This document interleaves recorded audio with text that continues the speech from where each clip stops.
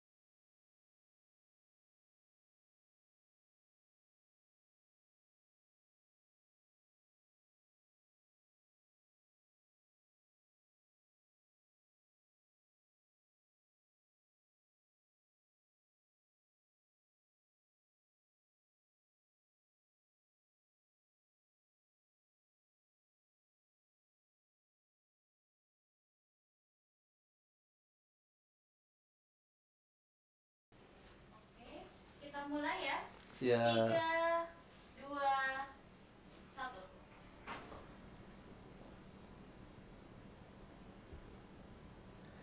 Bismillahirrahmanirrahim. Assalamualaikum warahmatullahi wabarakatuh. Selamat siang kepada para healthy people semua.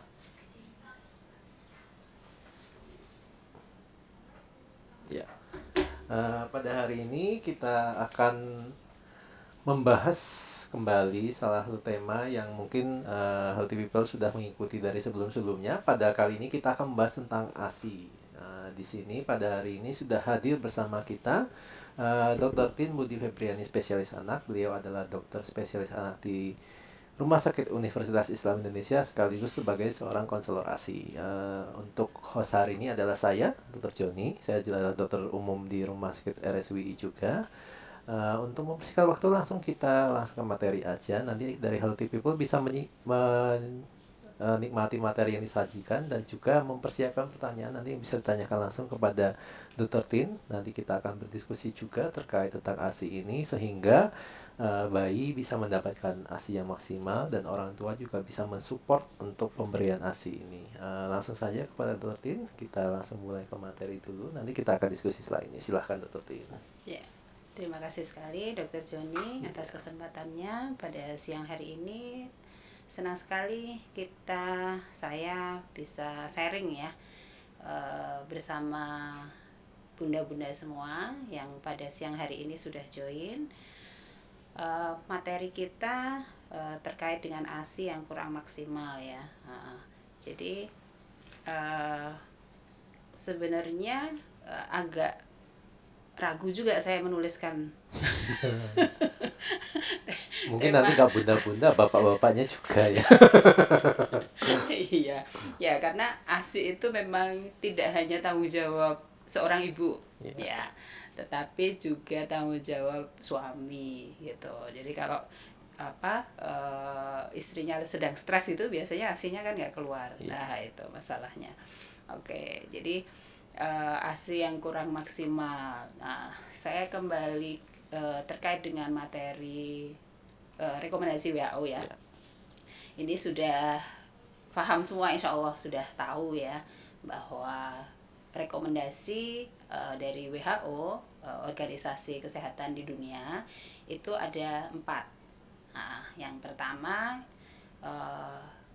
membiarkan bayi menyusu sendiri. Nah, jadi ketika bayi itu lahir, kondisinya sehat, bugar, kemudian ditaruh di dada si ibu. Walaupun ibunya masih proses dijahit, melahirkan plasenta dan sebagainya, tetapi ketika bayinya sehat langsung ditaruh di dada ibu. Itu namanya IMD, inisiasi menyusu dini.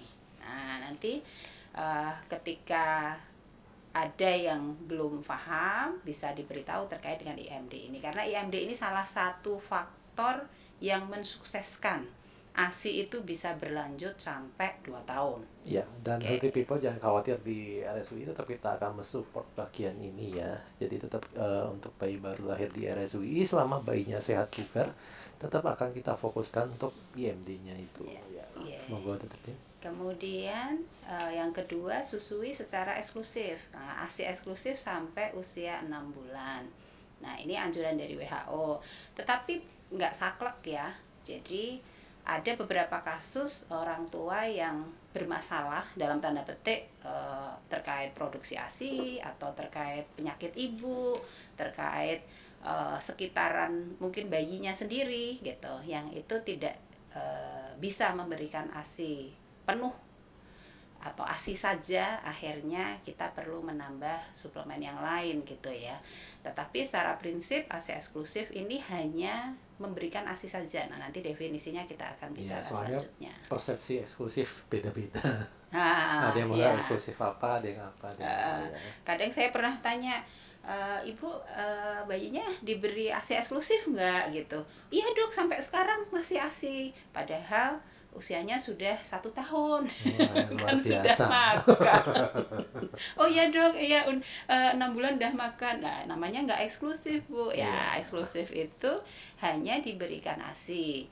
Nah, boleh dikasih suplementasi yang lain yang diberikan oleh dokter atau obat ketika bayinya itu memang sakit. Nah, tetap dia ASI eksklusif selama konsumsi kalorinya dari ASI. Kemudian yang nomor 3, beri makanan pendamping ASI tadi mulai usia 6 bulan. Nah, tapi bukan berarti setelah 6 bulan kita boleh memberikan susu formula. Jadi banyak orang tua yang berpikir, oh kan udah ASI eksklusif 6 bulan dong, jadi setelah 6 bulan dikasih formula boleh dong gitu. Padahal konsepnya kan ASI sampai 2 tahun. Jadi selama bayinya masih dapat ASI, ya sudah, kita tidak perlu berpikir formula karena ASI-nya masih tersedia. Termasuk kadang-kadang berpendapat bahwa ASI eksklusif 6 bulan, setelah 6 bulan stop ya sudah, ya selesai. Padahal ada tambahan di belakangnya itu yang tidak terlihat. Nah, betul sekali. Jadi memang kita perlu diskusi terkait definisi ini dengan benar. Kemudian yang terakhir, teruskan menyusui sampai usia 2 tahun. Nah, ada yang menyusui sampai 2,5 tahun, 2 tahun lebih, boleh nggak? Boleh sebenarnya. Ini kan tulisannya 2 tahun atau lebih. Tetapi kita perlu ingat, ketika usianya sudah 2 tahun, maka ASI yang diberikan itu sudah kandungan kalorinya udah nggak kita hitung gitu. Nah, nanti kita juga akan bicara terkait dengan kebutuhan kalori bayi ya untuk tumbuh kembang. Oke. Nah, ASI eksklusif yaitu bayi mengkonsumsi ASI tanpa cairan tambahan. Ada yang waktu itu ada seorang ibu yang melahirkan, kemudian ASInya kok nggak keluar, bingung gitu, terus dikasih air putih. Nah itu jadinya nggak ASI eksklusif karena udah dapat cairan yang lain selain ASI, air madu, ada apalagi formula ya. Jelas kalau itu ya. Ya, jadi kadang ketakutan dalam tanda petik orang tua, apalagi orang tua baru ya, anak pertama gitu, nggak punya pengalaman, malam-malam bayinya nangis gitu, oh ini lapar gitu, malam-malam pergi keluar beli susu formula. Atau mungkin malah bukan orang tuanya, yang serumah kayak neneknya. Faktor eksternalnya sangat banyak ini. Keluarga besar. Keluarga nangis besar. Kok dibiarin? Padahal bayi bisanya nangis ya. Iya, nggak mungkin ngomong beda ya. Kalau ngomong malah lari semua nanti.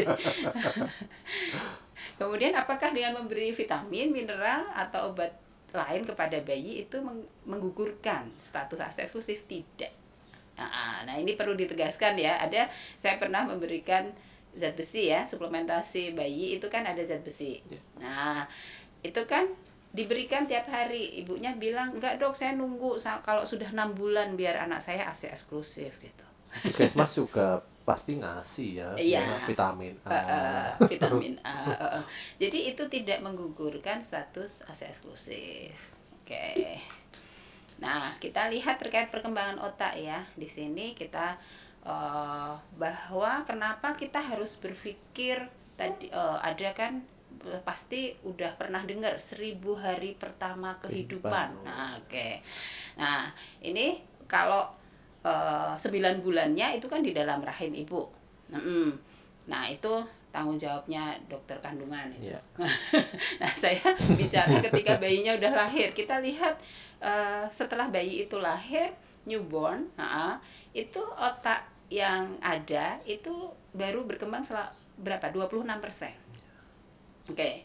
Jadi 26%, berarti baru 1/4-nya. Kemudian ketika dia tumbuh usia 1 tahun, 2 tahun, 3 tahun, maka dia akan berkembang dan volumenya kalau usia 3 tahun tuh mencapai 88%. Nah, kalau kita berpikir 1000 hari ya udah berpikir sampai 2 tahun aja, sampai 77%. Nah, kalau 77% berarti kan masih ada 1/4 lagi yang belum berkembang. Nah, kalau sudah mencapai 77% itu kan sudah hampir mendekati optimal perkembangan otaknya. Nah, disinilah peran ASI itu sangat dibutuhkan.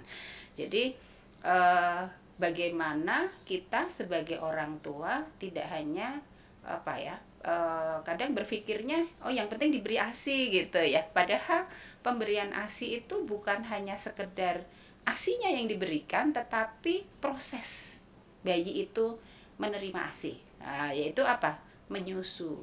Ya, jadi ketika bayi menyusu berapa? 30 menit itu interaksi antara bayi dan ibu itu sangat berpengaruh terhadap perkembangan otak bayi. Berarti itu yang stimulasi. tadi 1000 harinya itu jangan berpatokan dari lahir ya, tapi memang dari dalam kandungan 1000 harinya sudah dihitung. Jadi memang sekarang kita membahas yang setelah lahir, tapi yang sebelum lahirnya juga ibu-ibu jangan kelewatan. Ya. Jadi karena sebelum lahir sudah ada 26% otak itu sudah terbentuk gitu. Jadi dia tidak akan berkembang secara optimal ketika di dalam kandungan, ketika si ibu yang hamil itu tidak mendapatkan nutrisi yang baik. Memadai, mencukupi. Ya, kemudian saya bicara di sini terkait dengan perut bayi ya, kapasitasnya. Biasanya orang tua itu, ibu terutama ya, stresnya itu di 1 minggu pertama setelah dia melahirkan. Yang ASInya nggak keluar lah, kemudian bayinya rewel, berat badannya turun. Itu yang turun terus kayaknya. yang turun bukan ibunya ya, berat badan bayinya. Ya karena apa? Ya karena bayi itu ketika lahir dia butuh adaptasi. Ketika dia adaptasi, memang salah satunya adalah penurunan berat badan. Jadi ibu-ibu jangan takut ketika bayinya itu berat badannya turun gitu, selama range-nya masih normal. Jadi selama kurang dari 10% itu masih aman. Nah, itu terjadi di semua bayi. Ya, jadi nggak ada bayi baru lahir habis netek terus berat badannya langsung naik gitu, hari kedua, hari ketiga naik. Luar biasa ya. Oke, jadi ini harus diketahui semua, karena paling sering yang membuat stres ibu yang habis melahirkan itu, dok berat badan anak saya kenapa turun gitu, ini udah 5%, udah 7% gitu, padahal itu biasa aja gitu. Jadi karena apa? Karena adaptasi. Dan walaupun bayi itu tidak mendapatkan ASI 3 hari, saya sampaikan itu ya, sama sekali. Jadi dia netek tapi nggak keluar. Tapi saya yakin nggak ada ibu yang seperti itu. Ketika dia melahirkan berarti payudaranya memang dia sudah produksi, bukan nggak keluar, cuma ibu tidak merasa bahwa ada ASI yang keluar. Karena apa? Kita lihat di sini di hari pertama. Ya, di hari pertama itu kebutuhannya berapa? Cuma produksi 5 sampai 7 mili, coba bayangin. 5 mili itu kalau kita minum 5 mili Satu hilang nggak sendok aja. hausnya. Tapi bagi bayi itu cukup gitu di hari pertama. Nah, jadi itu gambar apa, buah apa ceri ya yang kecil gitu ya. Biru kecil banget ya. Kecil banget, apa kacang polong deh. 5 sampai 7 mili. Nah, di hari ketiga, nah baru lambungnya agak besar dikit. Jadi kurang lebih 20 sampai 27 mili. Produksi ASINY-nya menyesuaikan besarnya lambung bayi. Nah, kemudian ketika 1 minggu, kurang lebihnya seberapa? Sebesar bola pingpong. Nah, lebih bisa di ini ya, dilihat ya, kurang lebih 40 sampai 60 mili.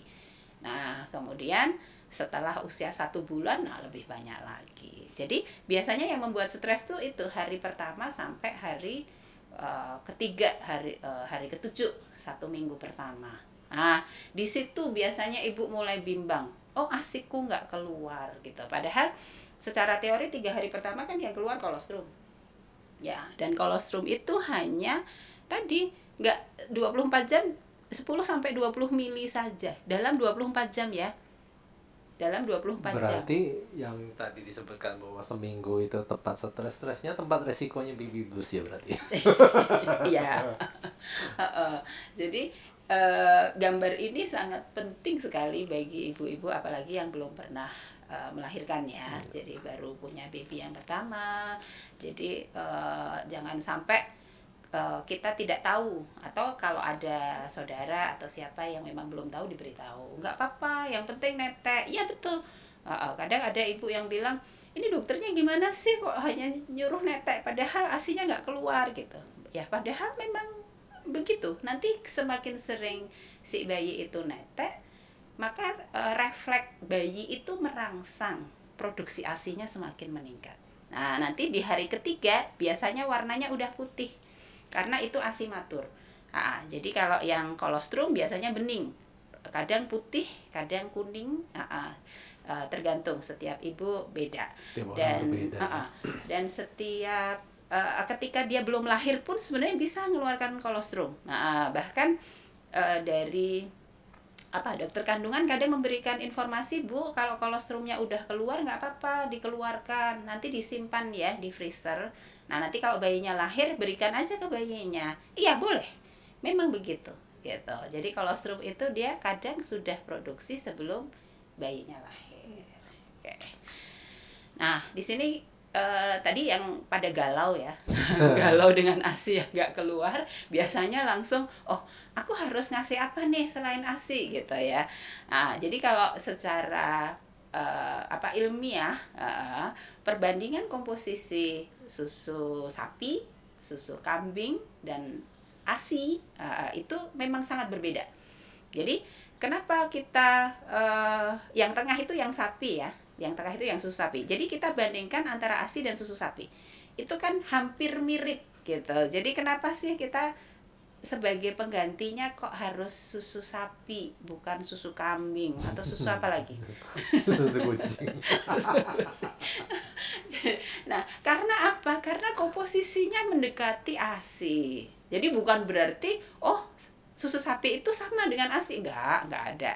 Mau diolah seperti apapun dia tidak akan bisa menyamai ASI ya. Yang bisa disamakan hanya sebatas ini ya, lemak, protein dan Laktos. gulanya. Tapi kalau lain-lainnya, imunoglobulin lainnya tetap gak akan bisa.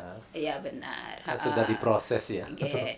Dan kenapa saya sampaikan terkait dengan susu kambing? Karena sekarang lagi tren ya, banyak sekali produk-produk susu kambing yang diberikan kepada balita. Jangankan balita, anak bayi usia 6 bulan, 7 bulan gitu dikasihnya susu kambing loh.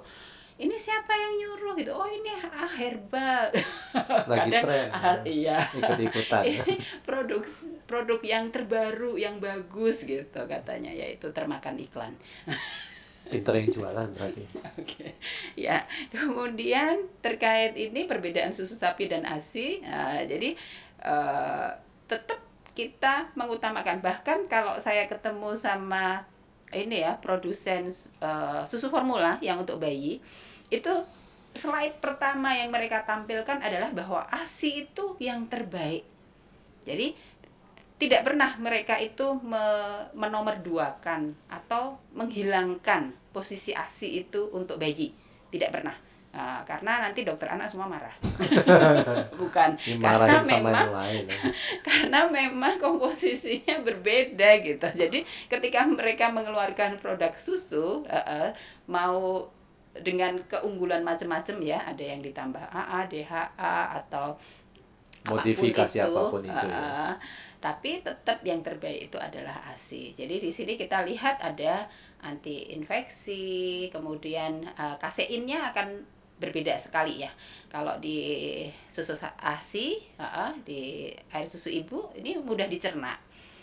Dia dalam 1 jam itu sudah tidak ada di lambung. Makanya bayi itu seringnya nangis minta netek jarak sejam, ini habis netek kenapa nangis lagi, ibunya stres lagi gitu. Terus ketika dikasih ini kejadian bener ini, terus dikasih susu formula, dok ini anak saya tak kasih susu formula, masa dia nyenyak banget tidurnya 3 jam 4 jam tuh nggak bangun-bangun katanya. Ya jelas iyalah, karena sulit dicerna susu formulanya, jadi dia masih kenyang. Karena apa? Karena susunya masih ada di lambung. Itu kenapa bayi yang dapat susu formula itu tidurnya lebih lama gitu, karena kenyang terus. Targetnya beda ya, satunya target yang didapat, satunya target kenyang. Nah itu masalahnya. Jadi jangan salah gitu ya. Jadi kita tahu apa yang terjadi pada tubuh bayi. Jadi 1 jam kenapa udah lapar ya, karena lambungnya sudah kosong, jadi dia harus diisi lagi. Cuma ngisinya nggak banyak sesuai dengan usianya tadi kan. Karena lambungnya masih kecil ya, paling 5 cc udah cukup. Oke, jadi susu formula itu memang sulit dicerna. Kemudian vitamin, bedanya antara ASI dan susu sapi. Nah, jadi vitamin C pada ASI lebih banyak ya, lebih banyak. Dan susu sapi mau difortifikasi ditambahin vitamin macam-macam ya, itu tidak mencapai lebih dari 50%. Ya, yang 50% lagi udah nggak ada gitu. Kalau mau dibandingin sama ASI nggak seimbang sama sekali. Kemudian kadar zat besi, nah kita lihat di sini. Kadar zat besinya 1/5-nya kalau susu sapi itu. Kecil. Iya, sangat kecil.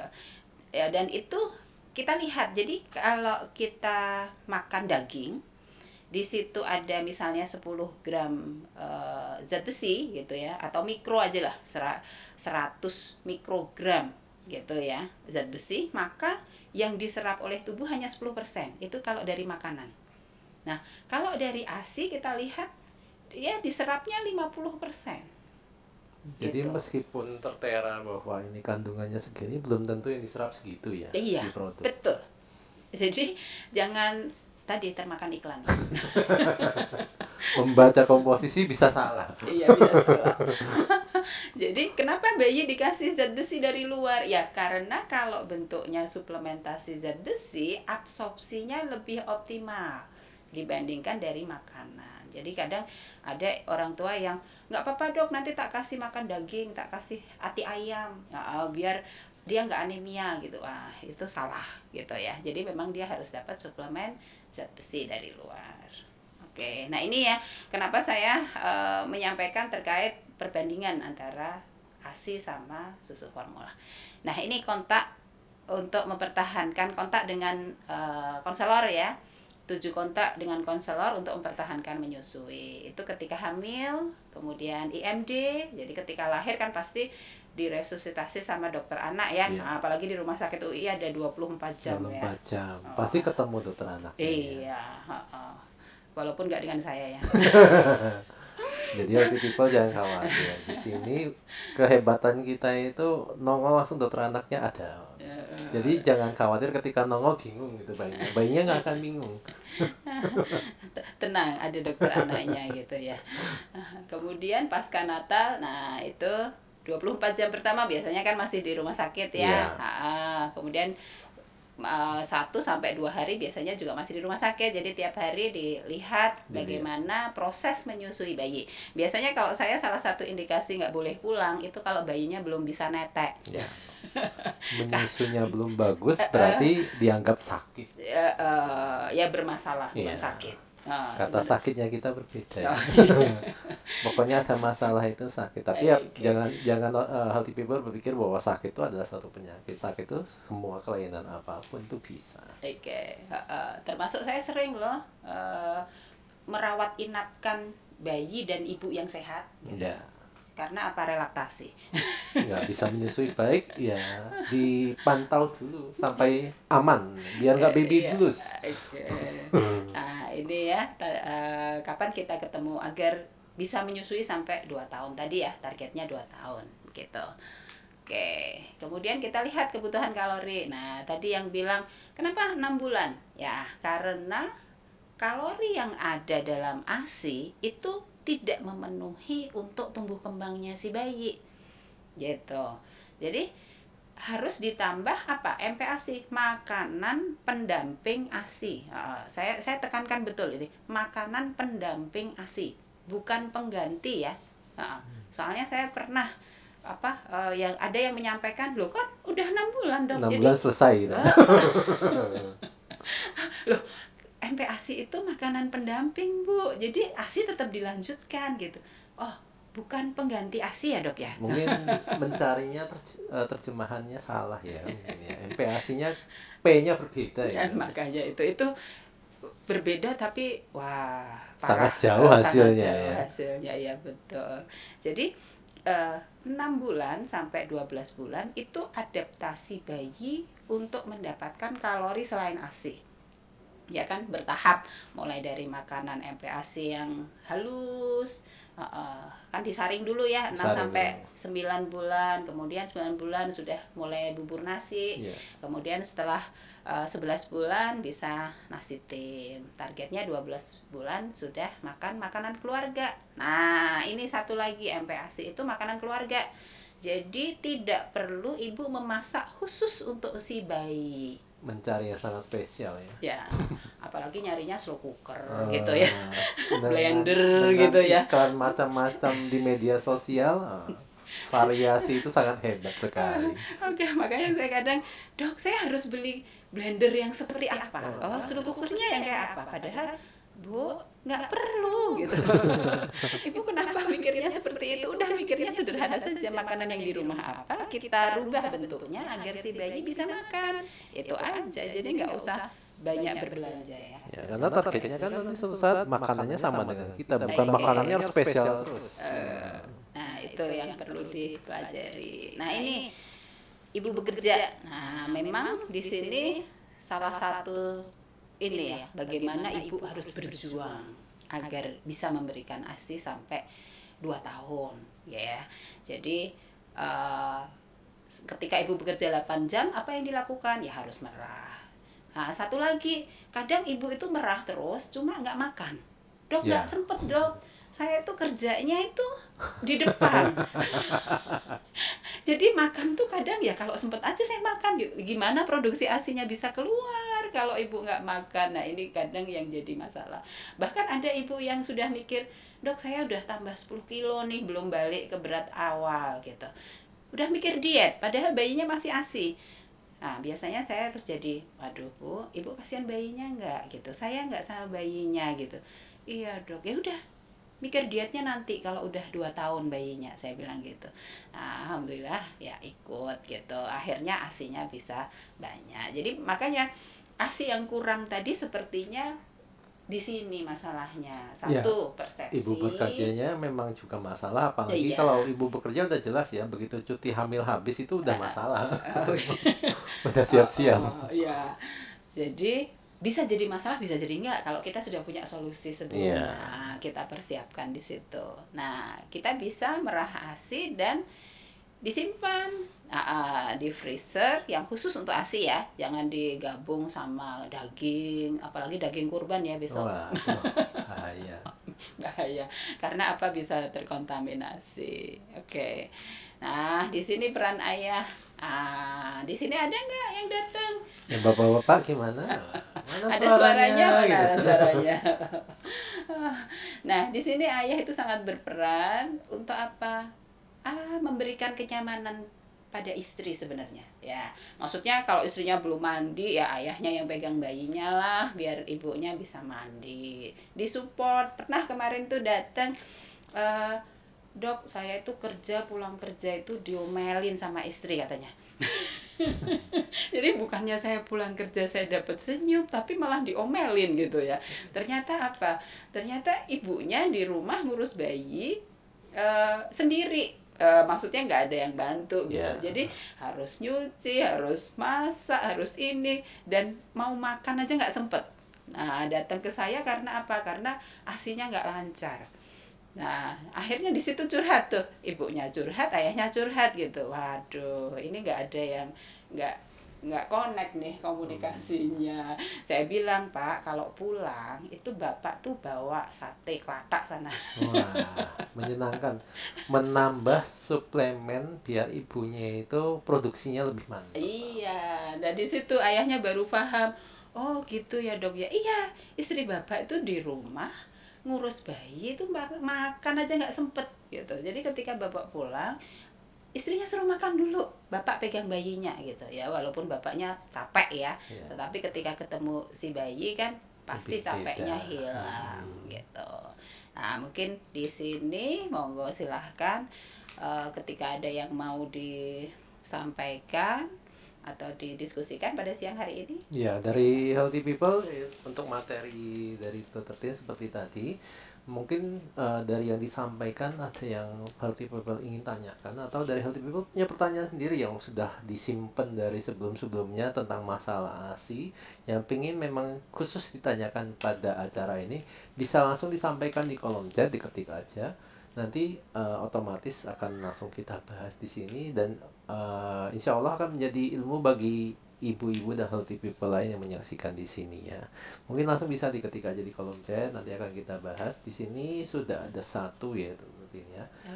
Dok, apakah ibu menyusui boleh konsumsi kafein seperti kopi? Terus pengaruhnya ada tidak? Dan soalnya ya biasa ada yang bilang kalau kopi itu bikin anak begadang, nggak cuma yang minum ya, mungkin sampai ke bayinya, ini sepertinya pikirannya. Silakan Oke, dokter. iya. Kalau saya selama tidak berlebihan, nah itu nggak ada masalah, ya. Jadi kalau apa ya, secara fisiologis ya, alur kehidupan seorang ibu yang menyusui, itu ngantuk tuh biasa, gitu ya. Jadi untuk apa minum kopi? Kalau ngantuk berarti kan tubuhnya capek ya, perlu istirahat. Ya, istirahat aja gitu. Mungkin doyan kopi dok. Oh, oke, kalau doyan kopi. Jadi kalau beda, kalau dokter Joni mau ujian gitu ya, itu ngopi gitu ya. Kalau ibu menyusui ngantuk, udah tidur aja. Tidur Karena aja. apa? Karena apa? Hormon yang dia memproduksi estrogen itu kan dia perlu untuk apa? Dikembalikan, dimunculkan sehingga produksi ASI-nya juga ini banyak gitu Ada ya. saatnya harus rileks. Tidak Nah, ada boleh namanya pijat oksitosin. oksitosin. Nah, itu peran ayah di situ juga. Ya, jadi ayah bisa melakukan pemijatan oksitosin, itu pijat punggung sebenarnya. Jadi ya istilahnya keren ya, Iya. pijat oksitosin. Tapi itu sebenarnya apa? Tidak perlu skill khusus gitu. Yang penting lihat videonya, sekali lihat udah langsung bisa melakukan. Nah, itu penting sekali. Jadi untuk apa? Untuk memperlancar pengeluaran ASI. Biasanya pada ibu-ibu yang capek ya, habis ngurus bayi gitu, stres atau capek fisik, nah, akhirnya payudaranya penuh tapi nggak keluar. Nah, karena perlu pijat oksitosin tadi. Nah, si ayah silahkan melakukan pijat oksitosin untuk biar ASI-nya bisa keluar dengan lancar. Jadi selama nggak berlebihan nggak apa-apa, monggo yang mau memang suka minum kopi silahkan. Tapi kopi asli ya, jangan kopi ah, Kopi buatan itu seperti apa tuh? instan ya. Ah, Itu aromanya aja yang kopi itu. iya. Itu yang ahli kopi bilangnya gitu gitu. Jadi mungkin ada yang menganggap kopi asli itu kopi hitam gitu ya. Tapi ya balik ke masing-masing. Tapi di sini juga sepertinya persepsi bahwa sesuatu yang dimakan ke ibu itu bentuk aslinya keluar di ASI sepertinya dok. Oh Nah, ya mungkin enggak perlu lah. mungkin perlu dijelaskan nih yang diterima ibu itu aslinya ya harusnya tidak mungkin keluar dalam bentuk begitu. Betul. Penyaringannya Eh, sangat banyak. Jadi iya. jangan berpikir bahwa ini terima kopi, si Dedek terima kopi sama-sama begadang. Hmm. Enggak ya. Iya. Ya, lanjut yang berikutnya pertanyaan kedua, bagaimana kalau ibu menyusui tapi berat badan bayinya kurang? Solusinya apa? Ini Nah, tidak dijelaskan umur bayi ya, tapi oke kita anggap oke. general aja tuh. Jadi tadi masalahnya kalau pengalaman saya ya, kalau dari pasien-pasien, ibu pasien tuh menyatakan satu diet. Dok, saya beratnya belum balik nih. Masih kelebihan 15 kilo, Mas, nomor kelebihan satu 20 penampilan kilo dulu gitu. ya. Nah, terus biasanya ibunya makannya cuma sehari sekali 2 kali. Nah, padahal ASI itu kan didapat dari apa yang ibu makan. Jadi kalau ibunya nggak makan, gimana ASINya bisa keluar? Ya biasanya sih ASI tetap produksi, tetap keluar. Kandungannya berbeda. Kalori yang ada dalam ASINya itu yang kurang. Jadi masalahnya biasanya satu di situ. Yang kedua bukan masalah diet sih, ya karena tadi capek ngurus rumah ya, harus Ya. nyapu, ngepel, masak, bayinya nangis nyusui, makan aja nggak sempet gitu. Nah itu yang biasa terjadi pada ibu-ibu baru ya. Jadi healthy people jangan khawatir gitu ya. Jadi secara prinsip yang punya buku pink, buku pink, buku KIA itu kan Informasinya banyak. soalnya termasuk ibu yang menyusui. Banyak ibu yang saya bukakan satu halaman khusus untuk ibu menyusui, gizi ibu menyusui itu mereka terperanjat gitu. Kenapa? Loh dok, maksud saya makan 6 piring? Dia bilang. Ibu sayang sama bayi nggak? Iya, tapi memang harus 6 piring ya dok ya. 6 piring dibagi bu nanti, 3-3 ya. Iya betul. Kebanyakan mereka bilang ya sehari 3 kali lah dok makan gitu lah. Ibu kan punya bayi, bayinya dapat ASI kan dari ibu dan hanya ASI kan, nggak dikasih yang lain. Iya dok. Nah kalori ASINya dapat dari mana kalau ibu nggak makan untuk bayinya gitu. Berarti kan yang disimpulkan di sini dia selain kandungannya mungkin juga frekuensinya ya. Meskipun Nah, nyusui kalau frekuensinya nggak sesuai ya sama aja. oke, ya. Jadi biasanya masalahnya kenapa bayinya berat badannya kurang karena kalori yang ibu makan itu kurang. Nggak sampai Kalau ke si hanya bayi. 3 kali berarti hanya untuk ibu aja gitu kan. Ibunya kan nyuci, masak, itu kan butuh kalori juga gitu. Iya, kalorinya berkali-kali lipat. Jadi berat badan urusan berikutnya ini sepertinya Oke. ya. Nanti kalau udah 2 tahun baru nanti ketemu Iya. sama dokter siapa Kusnita ya. Iya, kalau ngebet banget mungkin ya paling enggak 6 bulannya Bu, dihemat-hemat dulu 6 bulannya ditahan-tahan dietnya ya. Lanjut yang berikutnya ini Dok, apakah perlu sebelum persalinan konsultasi dengan konselor laktasi dulu untuk persiapan? Nah, Iya. mungkin tadi ada slide-nya tentang yang itu ya, kita Oke. akan membahasnya langsung. Silakan. Jadi tadi 7 kapan kita ketemu dengan konselor ASI? Nah, yang pertama kali adalah ketika ibu itu masih hamil. Jangan habis lahir punya masalah baru ketemu dengan konselor gitu ya. Biasanya saya ketemunya yang begitu gitu, yang hamil itu jarang sekali, mungkin 1 banding 10 lah. Iya, apalagi yang pertama kali hamil tidak punya pengalaman, ini sepertinya perlu dipertimbangkan ya. Iya. Tidak punya pengalaman soalnya. Oke, nah di situ. Jadi biasanya saya memberikan informasi yang banyak orang tidak tahu, termasuk kapasitas ASI, termasuk kenapa kok ASI itu produksinya sedikit dan sebagainya. Nah itu. Jadi ketemu konselor ASI itu bukan diperiksa kok.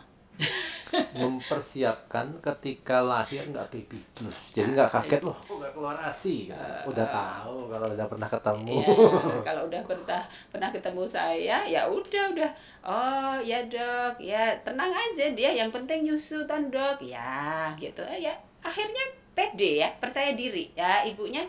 Penting sekali seorang ibu menyusui itu percaya diri bahwa asinya itu cukup, bahwa bayinya itu sehat, pertumbuhannya biasanya juga baik gitu. Dan mungkin healthy people ketika konsultasi ke konselor ASI jangan cuma berpikir bahwa itu untuk ibu, bisa jadi itu untuk bapak, untuk keluarga lain yang mungkin Betul serumah yang suka ya. merusuh, ajak sekalian biar paham ya.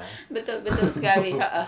Jadi eh, pernah ada seorang ibu datang itu hamil, Bu, suaminya kemana, saya tanya. Wah, di Jakarta dok, kerja gitu. Aduh gitu. Terus besok ibu mau tinggal di mana? Di Jakarta sama suami. Nah, jadi harus satu frekuensi, itu salah satunya ketemu konselor ASI terkait dengan pemberian gizi yang baik buat bayi ya. ASI eksklusif 6 bulan itu, wah, jangan dibayangkan itu suatu hal yang mudah ya. Maksudnya kalau kita persiapkan sejak kita masih hamil, itu akan sangat mudah. Nah, tapi kalau tidak ada komunikasi, nah akhirnya apa? Si ibu misalnya ke pasar, bayinya nangis, ibu nggak ninggalin ASI perah tuh. Nah, bapaknya lihat, oh di situ ada susu formula, udah bikin aja bayinya nangis gitu. Ibunya datang, pusing dia, waduh, Ya, nggak jadi ASI eksklusif nih. gagal. Termasuk support yang tadi ya, support gizi ibu itu penting ya sepertinya ya. Ini berikutnya tuh dari Ica ya, dokter. Kalau anak sudah MPASI, berapa kebutuhan ASI per harinya? Jadi membandingkan ketika sebelum dan sesudah ada MPASI ya. Dan kalau habis makan, kalau seret, apakah harus minum air putih? Jadi ini bahasanya setelah MPASI, air putih gimana? Apa boleh minum ASI aja untuk pengganti minumnya? Soalnya ini kan nanti dibahas dari pilihannya, sama untuk ketika malam hari. Oke. Gimana dokter? Jadi MPASI itu kan makanan padat ya. Ah, bertahap mulai dari yang halus, kemudian kasar, bubur, kemudian padat, betul-betul padat dan kasar, seperti nasi tim itu ya. Ya. Jadi saya selalu sampaikan kepada bunda semuanya, biasanya ketika mereka berharap hanya memberikan MPASI itu, si anak, si bayi nggak dapat cairan lain gitu, itu salah ya. Jadi termasuk air putih. Persepsi masyarakat tuh jangan air putih yang dikasih, itu nggak ada isinya. Itu salah juga ya. Karena apa? Bayi kan selama 6 bulan konsumsinya cairan tuh ASI. ASI itu kan air, sehingga ususnya dia mencernanya mudah. Nah, ketika dia mulai makan makanan padat, maka fungsi usus itu makin berat.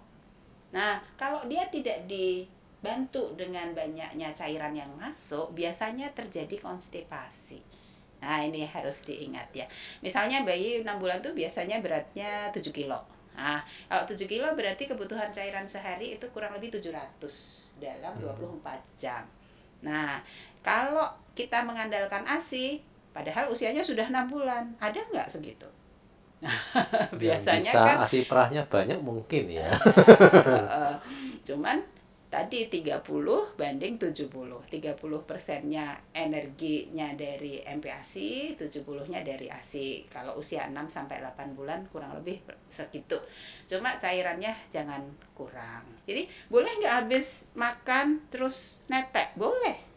Nggak ada batasan. Tidak ada larangan. Terus apakah harus selalu air putih habis makan? Enggak, air putihnya nanti aja juga nggak apa-apa. Tapi dia tetap harus ada tambahan cairan untuk mempertahankan fungsi pencernaannya baik. Jangan sampai konstipasi. Biasanya usia 6 bulan tuh datang karena 3 hari nggak berak, 7 hari nggak berak gitu ya. Nah, masalah baru itu. karena apa? Ternyata ibunya ngasihnya hanya ASI, padahal ASI ibunya sudah mulai berkurang karena ibu kerja. Biasanya seperti itu. Dok, ini kejar tayang dok. Saya per hari ini untuk dia besok gitu. Iya. Luar biasa. Ini lanjut ke yang berikutnya, ada menanyakan, wah ini pertanyaannya kayak gimana ya. Kalau milih dot. Nah, ini nanya tentang milih dot, tipsnya apa? Padahal saya nggak pernah ya Ya, ini kayaknya masih ngajari. kita ngajarinya berbeda ya sepertinya. Tapi mungkin ini yang memang kebingungan ya, ibu-ibu yang kebingungan, mungkin butuh tips. Ya, gimana Oke, dokter? ya. Jadi saya termasuk yang tidak menganjurkan pemberian ASI perah pun. Nah, jadi bukan susu formula ya. ASI perah pun itu pemberiannya kepada bayi jangan pakai DOT. Karena apa? Dia akan mengganggu perlekatan. Biasanya bayi yang sudah kenal DOT itu dia akan lupa ketika ketemu dengan payudara karena otot mulut itu berbeda kerjanya. Kalau dot itu coba nanti dibuktiin deh. Jadi dot itu kalau dipencet cukup dengan gusi atas sama bawah si bayi itu akan menetes asinya dari dot itu. Kalau dia ketemu payudara dia hanya menggigit, nggak akan keluar asinya.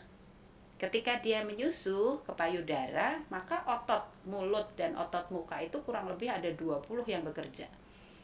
Nah, kalau dot hanya dia mengatupkan rahang atas sama bawah, udah keluar dia tinggal nelan. Begitu terus. Jadi biasanya kalau bayi udah biasa dot ketemu payudara, digigit ibunya jadi kesakitan biasanya. Hanya digigit gitu.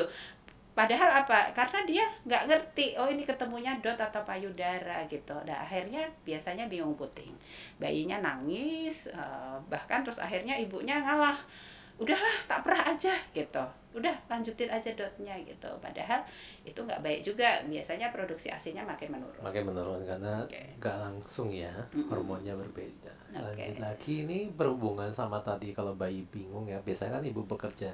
Ini bagaimana kalau yang kewalahan pumping, terus tipsnya untuk yang pumping-pumping itu mengatur biar stoknya selalu ada gimana tuh? Waduh, memang payudara itu seperti pabrik, dokter. Ini Ya betul. mikirnya udah langsung stok ini ya kalimatnya, pertanyaannya ya. Oh iya, saya juga pernah ketemu ibu, bayinya baru usia 2 minggu. Dia udah bilang, dok saya mau nyetok ASI karena nanti usia 2 bulan saya mau kerja. Waduh, pusing deh saya. Aduh, susah ya. Nyetoknya buat jangka panjang ya. Ya, masa bayi usia 2 minggu dia udah bingung bagaimana nyetok ASI. Padahal apa? ASI itu diutamakan untuk bayi dulu. Jadi kalau memang ASInya cukup hanya untuk bayi, tidak bisa nyimpen, itu udah optimalkan Udah dulu. habiskan. Oke, satu. Yang kedua, kalau memang ibu pengen produksi asinya banyak, berarti asupannya harus banyak. Ya kayak pabrik kan. Supply and demand kan, nah itu kan berhubungan. Jadi Semakin banyak bahan baku, produksinya iya, semakin mantap. betul. Jadi kalau memang ibu ingin produksi asinya semakin banyak, ya mungkin lebih dari 6 porsi tadi makannya dalam sehari. Iya, porsinya juga jangan berpikir bahwa itu piring nasi. Piring lain boleh bu, piring daging, piring Oke, jadi silahkan dibuka betul yang punya buku KIA. Jadi tadi saya baru ngomong 6 piring nasi ya. Oh, belum Piring yang lain-lain. lain belum ya. Iya. Jadi sayur itu berapa piring? 4 piring sehari gitu. Kemudian Lauknya lauknya ada protein hewani, ada protein nabati itu sendiri-sendiri. Jadi protein hewani itu 2 ekor ikan ditambah 2 butir telur. Itu protein hewani. Protein nabatinya apa? 4 potong tempe atau tahu dan kacang-kacangan. Sayurnya banyak. Buahnya berapa? 4 porsi. happy makannya bu. Mungkin yang healthy people takut berikutnya berat badan, tapi jangan dipikirkan dulu, itu urusan nanti setelah 6 bulan ya. Ini yang selanjutnya ada pertanyaan mengenai suplemen untuk booster ASI. Ini Ya. kayaknya suplemen tuh ada versi alami sama enggak ya? Ini kita jawab dua-duanya aja dok. Oke, jadi namanya Lactogog. Jadi kalau saya jarang sekali memberikan suplemen untuk booster ASI, saya hampir nggak pernah. Ya, karena apa? Saya yakin bahwa supply and demand tadi. Jadi tergantung apa yang ibu makan, nanti produksinya kualitasnya sesuai dengan apa yang ibu makan gitu. Termasuk Jadi proses menyusuinya tadi ya. iya, termasuk proses menyusuinya. Jadi saya termasuk yang percaya Lactogog. Lactogog itu apa tuh? Suatu bahan yang dia dipercaya bisa meningkatkan produksi ASI. Jadi kalau di Jogja itu kayak daun katuk, Daun katuk. ya. Ada yang kacang-kacangan, oh Hmm. harus makan kacang, kacang tanah, kacang polong, apapun. Kemudian ada yang madu, ada yang daun kates. Bener. Variasinya makin kemana-mana nanti ya. Tapi prinsipnya si ibu harus percaya ya. Iya. Kuncinya di situ. Kalau nggak percaya jangan dimakan deh. Ya, termasuk kalau yang percaya orang yang nyuruh ya. Itu sangat berbeda dengan yang percaya sendiri. Oke, jadi apa? Tergantung kualitas asupan makan ibu. Jadi tidak hanya kualitas saja, kuantitas juga ya. Dan makanya tadi terkait dengan suplemen untuk booster ASI itu gimana? Kalau ibu percaya silahkan dilakukan, diminum gitu. Tapi kalau saya lebih percaya pada tadi kualitas gizi dan asupan ibu, nutrisi ibu itu jauh lebih terbukti.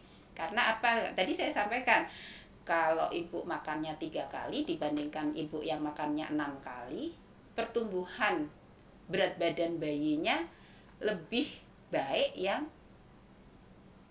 lebih cukup gitu. Jadi pertumbuhannya lebih banyak yang ibu makannya banyak gitu.